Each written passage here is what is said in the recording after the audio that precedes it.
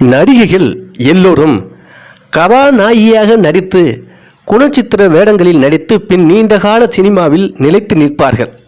அதற்கு திறமை ஒரு பக்கம் இருந்தாலும் அழகும் உடலின் நிறமும் ஒரு முக்கிய காரணமாக இருக்கும். ஆனால் கருப்பு நிற பெண்ணாக இருந்து அறிமுகமாகி பல குணச்சித்திரம் மற்றும் நகைச்சுவை வேடங்களில் நடித்து நீண்ட காலம் சினிமாவில் நீடித்து ரசிகர்கள் மனதில் இடம் பிடித்த நடிகை. இவர் குரல் சாதாரணமாகவே கலவரமாகத்தான் இருக்கும். கரகாட்டக்காரன், தேவர் மகன், 16 வயதினிலே, மண் வாசனை போன்ற படங்களில் இவருடைய நடிப்பு தனி முத்திரை பதித்திருக்கும். அந்த அளவுக்கு தான் நடித்த அத்தனை படங்களிலும் தான் வரும் காட்சிகளில் தானே ரசிகரிடம் போய் சேரும் அளவுக்கு அவருடைய குரலும் நடிப்பும் திரையவே கிழிக்கும்.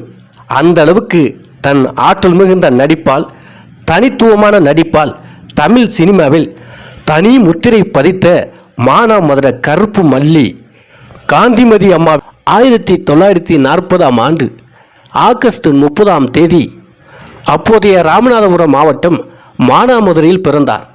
நாடகங்களில் நடிக்க தொடங்கிய இவர் தனது 11வது வயதிலேயே சினிமாவில் நடிக்க தொடங்கினார்.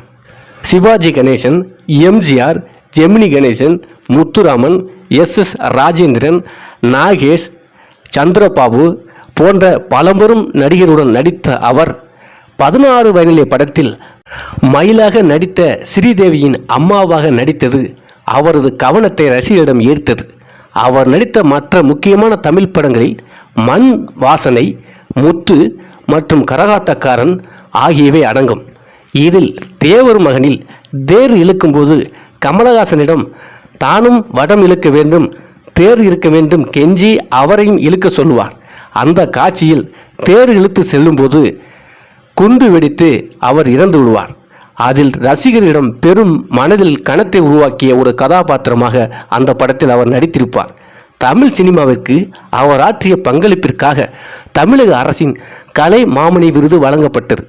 எம்ஜிஆர், ரஜினிகாந்த், கமல்ஹாசன், விஜயகாந்த், சத்யராஜ், பிரபு, விஜய், ரேவதி, ராதா, அம்பிகா, ராதிகா போன்ற அனைத்து நடிகர் நடிகைகளுக்கும் அம்மாவாகவும் பாட்டியாகவும் நடித்தார்.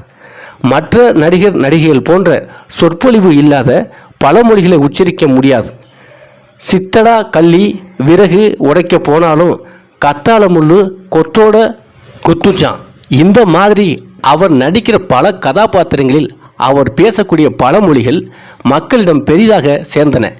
சினிமாவில் அவருடைய ஓங்கிய குரலும் அவருடைய ஒரு மூர்க்கமான முக அமைப்பும் அவர் நடித்த படங்கள் அவரை தனித்துவமாக பேச வைத்தது.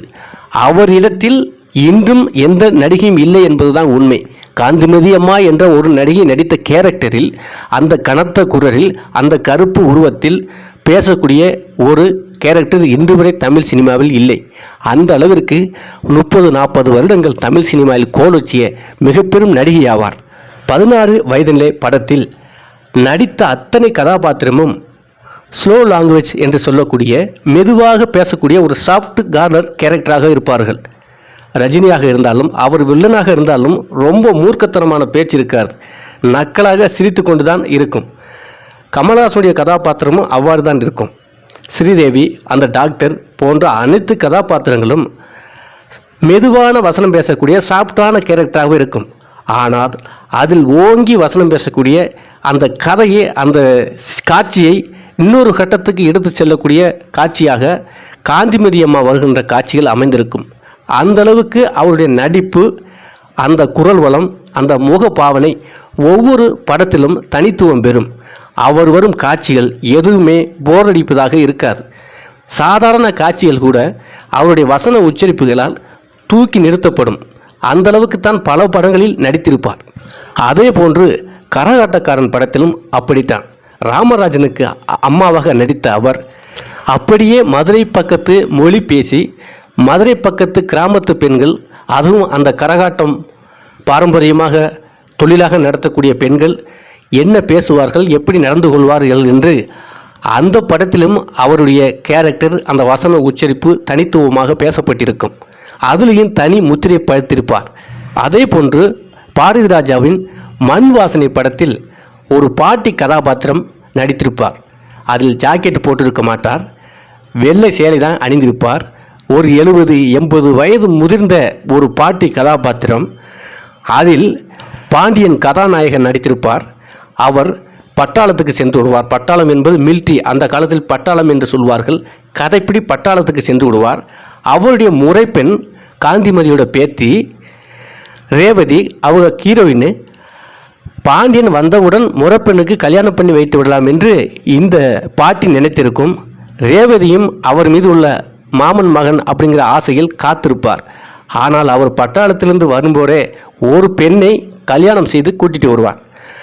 அதை பார்த்து காந்திமதி பேசக்கூடிய வசனம் இப்போவும் எந்த திரைப்படத்திலும் இப்படி பேசியிருக்க முடியாது.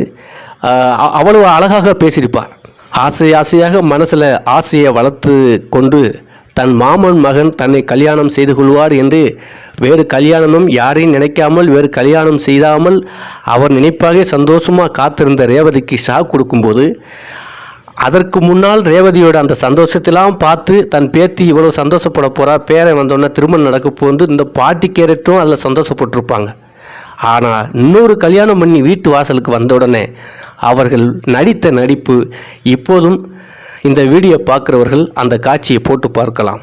எந்த நடிகையும் அந்த அளவுக்கு நடித்திருக்க மாட்டார்கள். அந்த அளவுக்கு அவருடைய வசன உச்சரிப்புகளும் அந்த 80 வயது தளர்ந்த அந்த கிழவியிலோட அந்த உடல் மொழி அமைப்பும், அப்போது அவருக்கு வயது ரொம்ப கம்மி மண் வாசலை திரைப்படத்தில் நடக்கிறப்போ. ஆனால் அந்த 80 வயசு கிழவியாக கூண முதுகு கையில் ஒரு தடியை வைத்து கொண்டு ஐயையோ அப்படின்னு சொல்லி ஒரு வசனம் பேசுவாங்க. இந்த மாதிரி வீட்டில் இலவு விழுந்துருச்சே அப்படின்னு சொல்லிட்டு பேசுகிற அந்த உக்கிரம், அந்த காட்சி அமைப்பு இதுவரை வேறு எந்த சினிமாவிலையும் பார்த்ததில்லை. அந்த அளவுக்கு அந்த ஒரு காட்சியில் படம் முழுக்காவே நல்லா நடித்திருப்பார். ஆனால் அந்த ஒரு காட்சி இவர் மேலே தூக்கி போயிருக்கும். அந்த அளவுக்கு சிறந்த ஒரு நடிகையாக இருந்திருப்பார். அந்த அளவிற்கு பல திரைப்படங்களில் வித்தியாசமான கதாபாத்திரங்கள் நடித்து தன்னை நிரூபித்தவர். அவர் நடித்த திரைப்படங்களை காணலாம். 1948ஆம் ஆண்டு வேதாள உலகம், 1965ஆம் ஆண்டு இரவும் பகலும், 66ஆம் ஆண்டு குமரி பெண் தேன்மலை, 69ஆம் ஆண்டு அடிமை பெண், 1970ஆம் ஆண்டு தேடி வந்த மாப்பிள்ளை, காலம் வெள்ளம், திருமலை தென்குமரி போன்ற திரைப்படங்கள், 71ஆம் ஆண்டு சவாலே சமாளி, தங்கைக்காக, நீதி, எங்க தங்க ராஜா போன்ற திரைப்படங்களும், 73ஆம் ஆண்டு சூரியகாந்தி, ராஜராஜ சோழன், பொன்னூஞ்சல் போன்ற திரைப்படங்களும், 1974ஆம் ஆண்டு என் மகன், வாணி ராணி, நேற்று இன்று நாளை, நான் அவனில்லை, அத்தையா மாமியா, நினைத்ததை முடிப்பவன், டாக்டர் சிவா போன்ற திரைப்படங்களிலும், 1975ஆம் ஆண்டு மேல்நாட்டு மருமகள், மயங்குகிறாள் ஒரு மாது,